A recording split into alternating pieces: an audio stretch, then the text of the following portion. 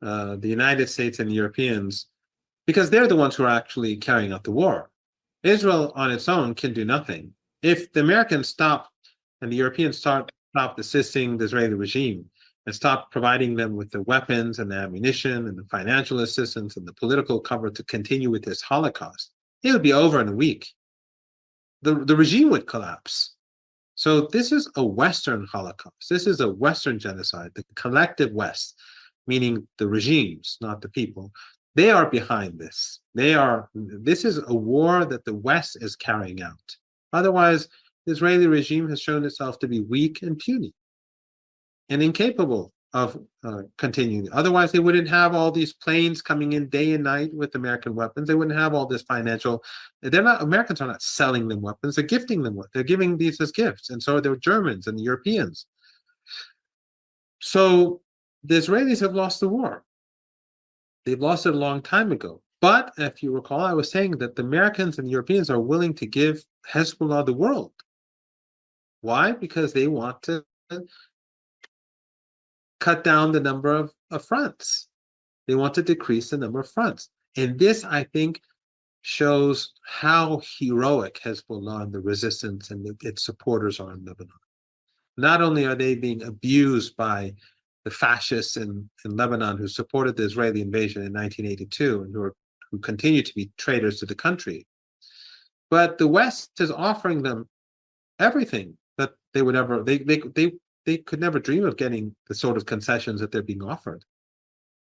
All they have to do is just say, yes, we'll step back. But they won't do that because they're principled. So in certain ways, what they're doing is even more heroic in the sense that they are not willing to take concessions. They are willingly making sacrifices. I think that's something that history will remember.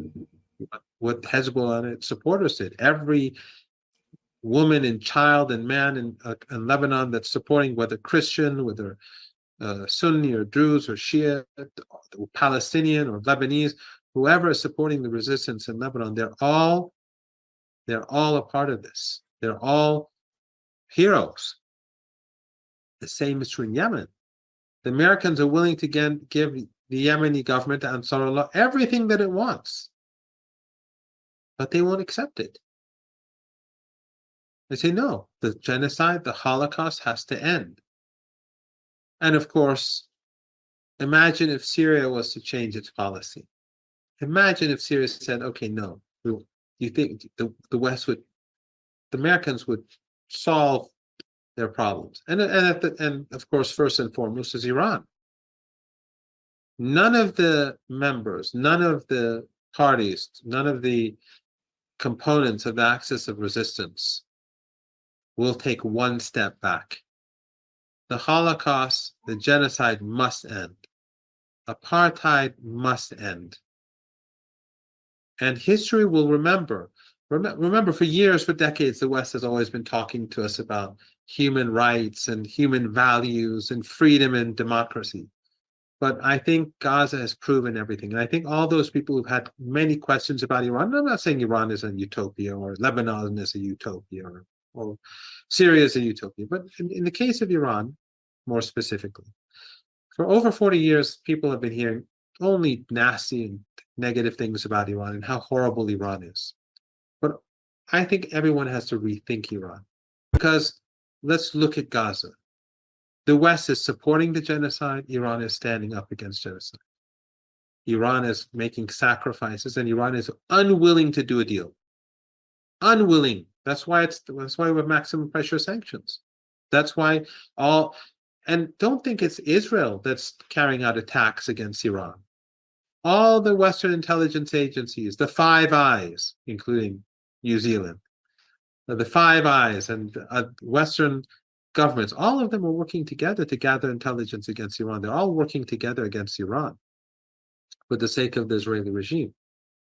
So Iran could imagine what concessions Iran could get, but Iran won't take them, because this is there's a principle here. The Palestinian people are human beings.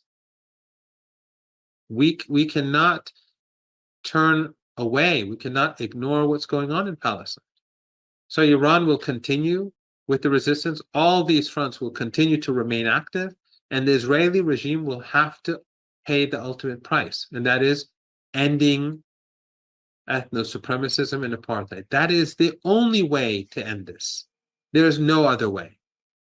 There is no other way that the Israeli regime can continue. Israel will never be like it was before October the 7th. That Israel is gone. And it's only going to go further downhill as we move forward. So the crazy fanatics aside, those who are more pragmatic in Israel should start rethinking. Those who just want a better life should leave. Those who are pragmatic should rethink, like the leaders in South Africa did, and look at the reality on the ground. And when that happens, those fanatics will not be enough in number to be able to sustain the regime.